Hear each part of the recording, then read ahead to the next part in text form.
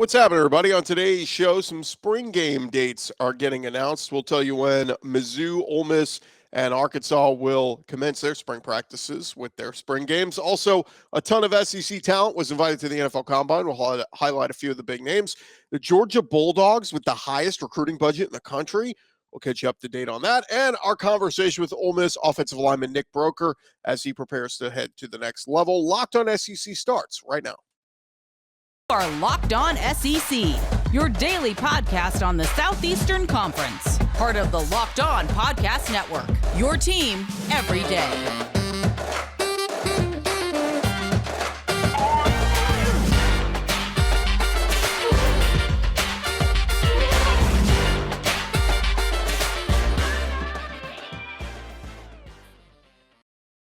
And what is happening, everybody? Welcome into Locked On SEC. It's great to have you guys along. This episode is brought to you by FanDuel Sportsbook, official sportsbook of Locked On. Make every moment more. Visit FanDuel.com/Locked On today to get started.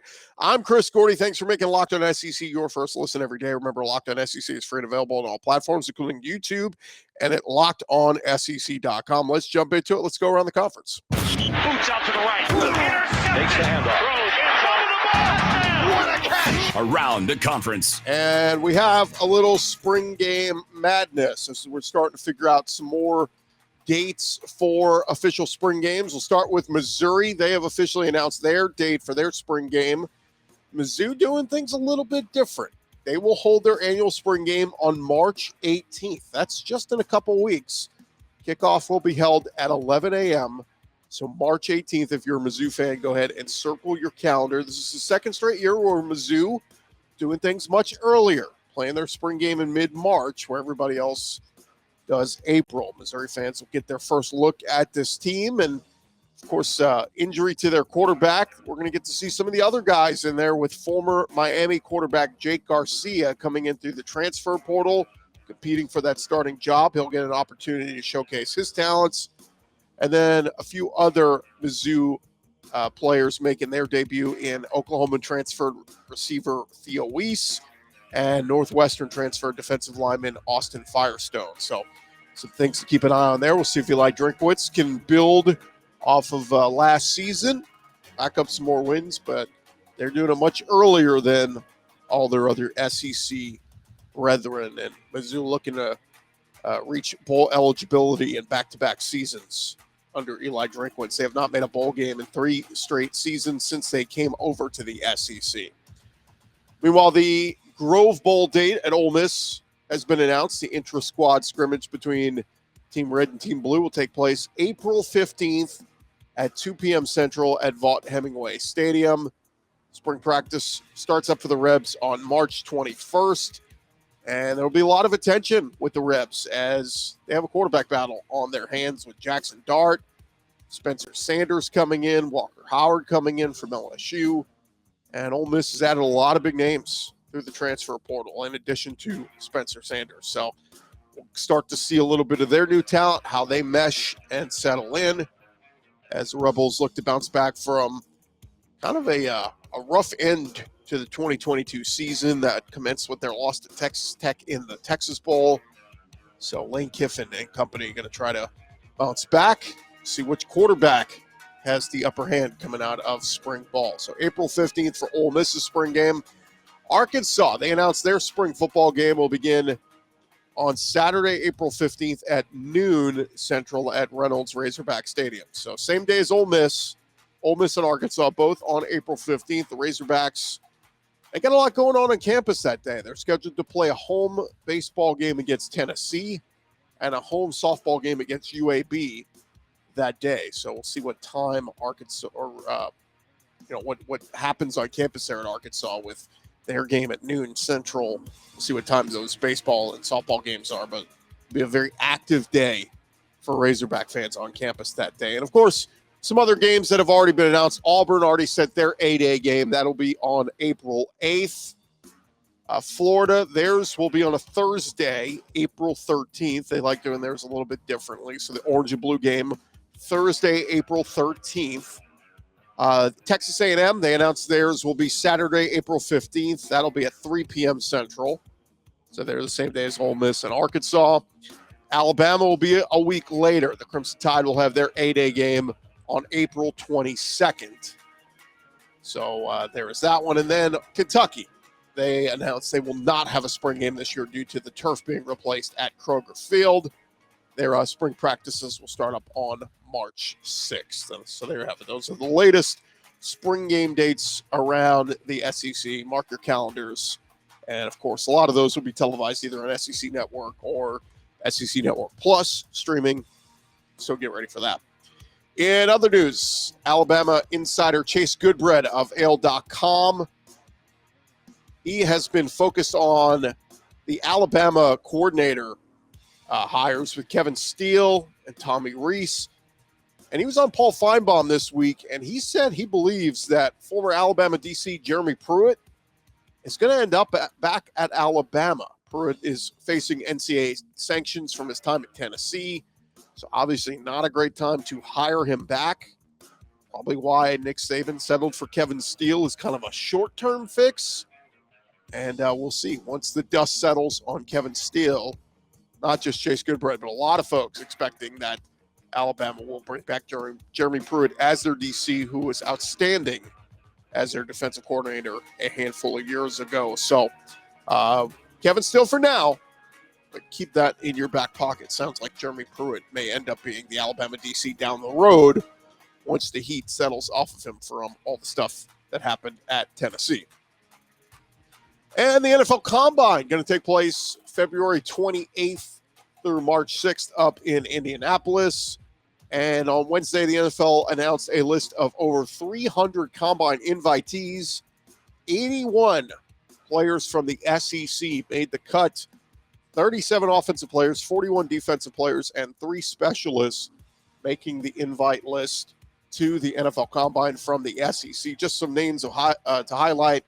Quarterbacks, of course, big. Stetson Bennett from Georgia, along with Bryce Young, Will Levis, Anthony Richardson, and Hendon Hooker, all from the SEC. Bryce Young expected to go top 5. Will Levis in some mock drafts going top 5. Anthony Richardson expected to be a first-round pick. Hendon Hooker kind of projected either back end of the first or early second. And Stetson Bennett was mocked somewhere in the middle rounds, but that was prior to his arrest. We'll see what happens there. Running backs highlighted by Zach Evans from Ole Miss, Tank Bigsby from Auburn, Devon Achane from Texas A&M, Jahmyr Gibbs from Alabama. I've seen some mock drafts slated as a late second. That was a little surprising. Kenny McIntosh and Chris Rodriguez, who both impressed at the Senior Bowl. They will both be at the Combine. And then wide receivers, both the big Tennessee guys, Jalen Hyatt and Cedric Tillman. They have been invited along with Kayshon Boutte from LSU, Malik Heath from Ole Miss, Jonathan Mingo from Ole Miss, Justin Shorter from Florida, among others. So best of luck to those guys. We'll see what they look like in a couple weeks at the Combine. Run some fast 40 times, and they will certainly improve their draft stock. And just like we always do, the SEC expected to have a ton of players going in the NFL draft, particularly the first round. Happens every year. We'll see how many SEC guys go in the first round this year. Thank you guys again for making Locked On SEC your first listen every day. Coming up next, we'll continue to go around the conference. We'll talk about Georgia being the highest spending team when it comes to recruiting in the country. It's paying off. We'll talk about that in just a second. But first, this episode is presented to you by our friends over at FanDuel. And we are really excited about our new sports betting partner for Locked On because they're the number one sports book in America. That is FanDuel. If you are new to FanDuel, they have so many great features that make betting on sports so fun and easy. You got the Super Bowl coming up this weekend. Go ahead and download the FanDuel app so you can bet on Super Bowl 57 with their no-sweat first bet. You'll get up to $3,000 back in bonus bets if your first bet doesn't win. FanDuel lets you bet on everything from the money line, point spreads, who will score the first touchdown, the coin toss, all of that's up there for you. And the FanDuel Sportsbook app is safe, secure, and super easy to use. Best of all, you can get paid your winnings instantly. So go join FanDuel today at FanDuel.com/LockedOn. Claim your no-sweat first bet at Super Bowl 57. That is FanDuel.com/LockedOn. Not, available in all states. So depending on what state you're in, go check them out at FanDuel.com/LockedOn. Sign up today. and make every moment more with FanDuel, the official sportsbook partner of the NFL.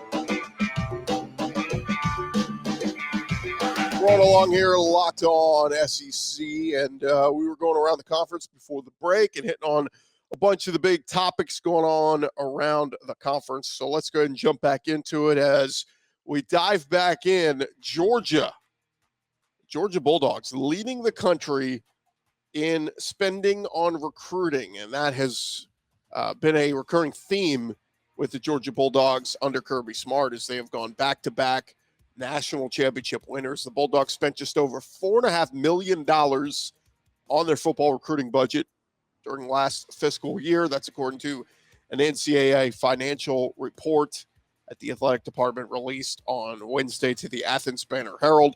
SEC also put several teams near the top. Texas A&M was number 2, just a shade under $3 million in their expenditure. And Tennessee, number 3 at $2.92 million.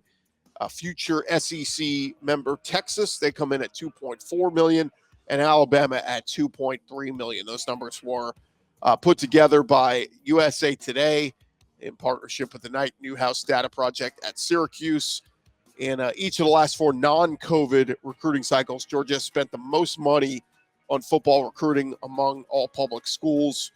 Previous largest gap between the Bulldogs and the number 2 spending school was over $1 million between Georgia and Alabama in 2019. So, look, it's paying off for Georgia.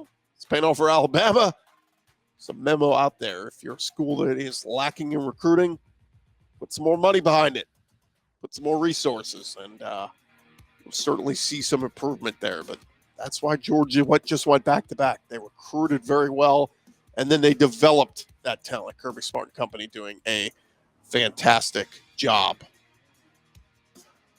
In other news, over at Tennessee, Alec Ablin was recently promoted to Tennessee's new tight ends coach. He spoke with the media on Wednesday and talked about his transition to the role and expectations for his players.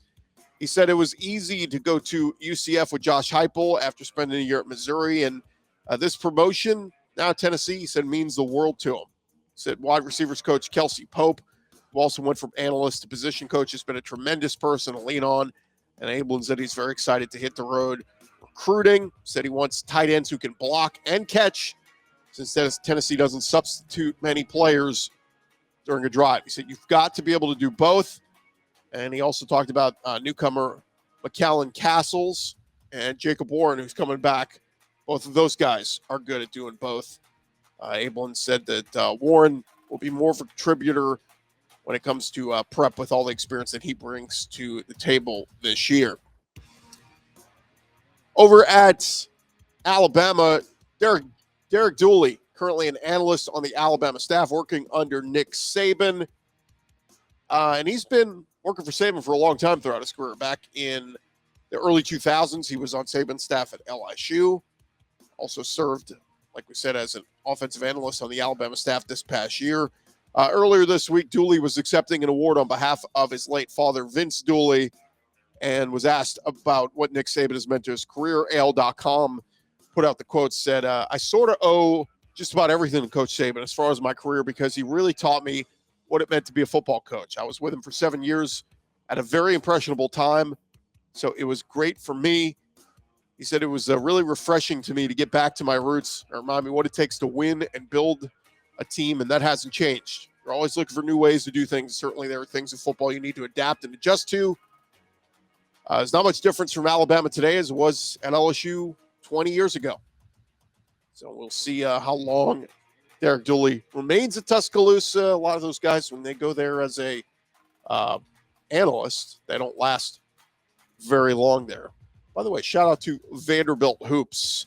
First win over Tennessee since February of 2017 last night. Snapped an 11-game losing streak, hit a 3 at the buzzer to beat the Tennessee Volunteers in Nashville.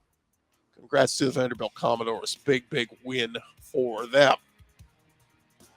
Over at Auburn, Hugh Freeze and his staff continuing to kill it on the recruiting trail and in the transfer portal, and they continue to get ready for spring ball. One note, a former Auburn senior offensive analyst, Jeff McDaniels, he has reportedly been named the wide receivers coach at Eastern Washington. He was promoted to running backs coach following the firing of Brian Harsin this past season and the promotion of Cadillac Williams to interim head coach. McDaniels has ties to Harsin from his time at Boise State. Prior to coming over to Auburn, he was tier letterman for Davidson back in the day. And now he'll be headed to Eastern Washington. So best of luck to Jeff McDaniels. There you have it. That is the latest news going on around the conference. Coming up next, our conversation with Nick Broecker, Ole Miss offensive lineman. Caught up with him just a couple days ago at the Senior Bowl. That's coming your way next.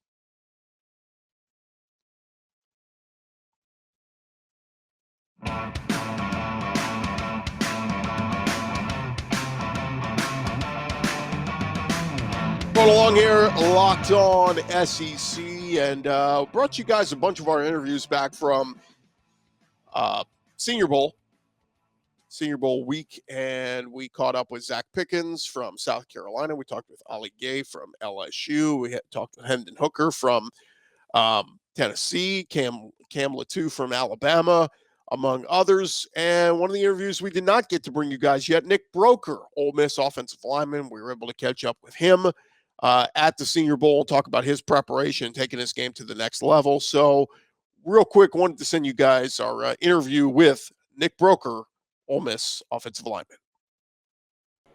All right, sitting down now with Ole Miss offensive lineman Nick Broecker. And man, I talked to you back during the summer, and you were excited, ready for a big year, and it looks like you had a big year. Talk about the season you had at Ole Miss. Yeah, I mean, it was a fun season for sure.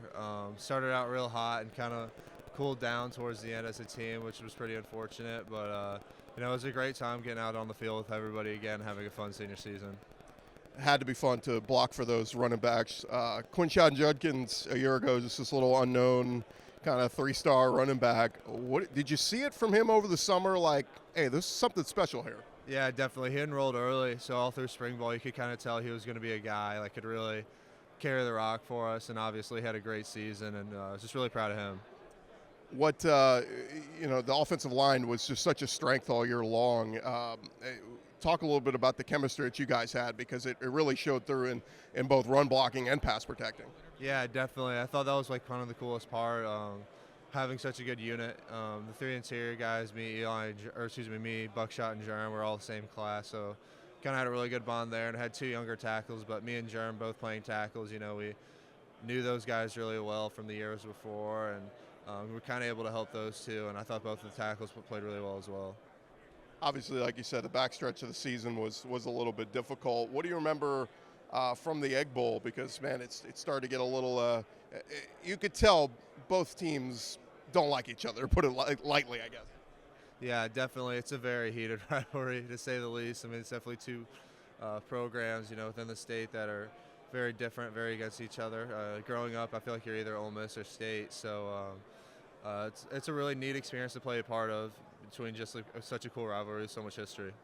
You like we talk about Lane Kiffin, man. He's a gambler. He'll go for it on fourth downs a lot, and a lot of times it works out, sometimes it doesn't.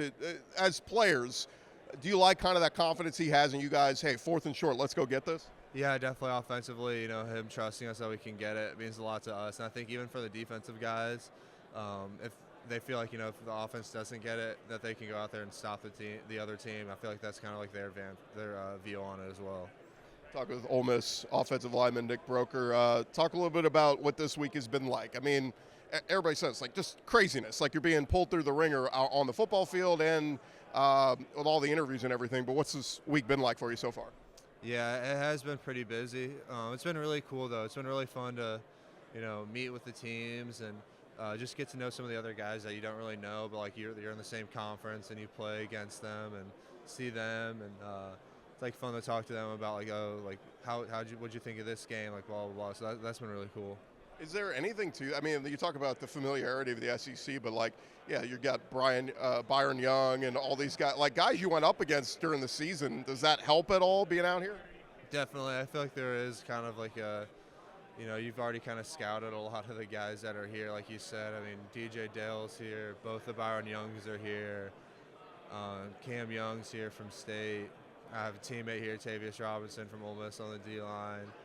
Derek Hall, McGuire from Mizzou. I'm sure there's more I'm even forgetting about, too. I mean, there's just so many SEC D linemen here that it kind of makes it a little better going through the scouting process before you have to even get here. What's the biggest thing you're hearing on what you need to work on specifically with your game? I'd say just not leaning so much and staying balanced, like on my feet. Kind of like the main thing. Nick Broecker, thanks for the time, man. Yeah, absolutely. Thank you. That again, our conversation with Nick Broecker. Thank you guys again for making Locked On SEC your first listen every day. Make sure to check out our brand new podcast, the Locked On College Basketball Pod. Everything you need to know about college basketball all in one place, plus hear from some big name experts, insiders, coaches, and players. Locked On College Basketball, available on YouTube or wherever you get your podcast. I'm Chris Gordy. This has been Locked On SEC. We'll talk to you guys tomorrow as we bring you all the latest news from around the Southeastern Conference. I'm Chris Gordy. I'll talk to you guys tomorrow.